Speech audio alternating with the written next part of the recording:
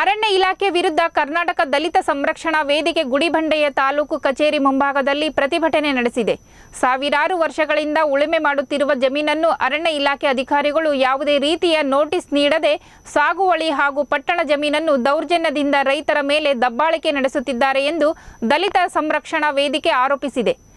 ಇನ್ನು ನೋಟಿಸ್ಗಳನ್ನು ನೀಡದೆ ನಮಗೆ ಅನ್ಯಾಯ ಮಾಡುತ್ತಿದ್ದಾರೆ. ಇಲಾಖೆ ಅಧಿಕಾರಿಗಳು ಹಾಗೂ ತಾಲೂಕು ಮಟ್ಟದ ಅಧಿಕಾರಿಗಳು ದಯವಿಟ್ಟು ನಮಗೆ ನ್ಯಾಯವನ್ನು ಒದಗಿಸಿ ಎಂದು ರೈತರು ತಮ್ಮ ಅಳಲನ್ನು ತೋಡಿಕೊಂಡಿದ್ದಾರೆ. ಮತ್ತೆ ಇವರು ಫಿನಿಶಿಂಗ್ ಆಗೋ ಟೈಮಲ್ಲಿ ನಾವೇನಾದ್ರು ಹೋದ್ರೆ ನಮ್ಮ ಮೇಲೆ ಕೇಸ್ಗಳು ಮಾಡ್ತಾರೆ. ಅದು ರೌಡಿ ಕೇಸ್ಗಳು ಇದು ಮಾಡಿಬಿಟ್ಟು ನಮ್ಮ ಜೈಲಿಗೆ ಕಳಿಸ್ತಾರೆ. ಮತ್ತೆ ಈ ರೈತರಿಗೆ ಏನು ಗೊತ್ತಾಗಲ್ಲ, ಜೈಲಲ್ಲಿ ಹೋಗ್ಬಿಟ್ಟು ಜೈಲಲ್ಲಿ ಊಟ ತಿನ್ಬೇಕಷ್ಟೇ.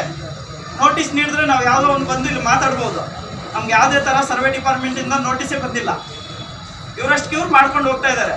ನಾವು ಇಷ್ಟು ವರ್ಷಗಳಿಂದ ಉಳುಮೆ ಮಾಡ್ಕೊಂಡು ಬಂದಿರೋರು ನಾವು ಗೂಗಲ್ ಹಾಕ್ಬಿಟ್ಟು ಅಲ್ಲಿ ಕುತ್ಕೋಬೇಕು. ಅಲ್ಲಿ ಹೋಗ್ಬಿಟ್ಟು ಇವ್ರು ಮಾಡ್ತಾ ಇದ್ರೆ ಕೈ ಕಟ್ಕೊಂಡು ಕುತ್ಕೋಬೇಕಾ? ನಾವು ನಮ್ಮ ಜಮೀನು ಬಿಟ್ಕೊಟ್ಬಿಟ್ಟು ಇವರಿಗೆ. ಫಾರೆಸ್ಟ್ ಏನಿಲ್ಲ ನಮ್ಮದಲ್ಲಿ, ಇನ್ನೂ ದೂರ ಇದೆ ಫಾರೆಸ್ಟು. ನಾವು 1 ಕಿಲೋಮೀಟರ್ ದೂರದಲ್ಲಿದೆ ಫಾರೆಸ್ಟು. ಇವ್ರು ನೋಡಿದ್ರೆ ನಮ್ಮ ಫಾರೆಸ್ಟ್ ಬರ್ತದೆ ಅಂತ ಮಧ್ಯದಲ್ಲಿ ಬಂದ್ಬಿಟ್ಟು ಮಾರ್ಕಿಂಗ್ ಎಲ್ಲ ಹಾಕಿದ್ದಾರೆ.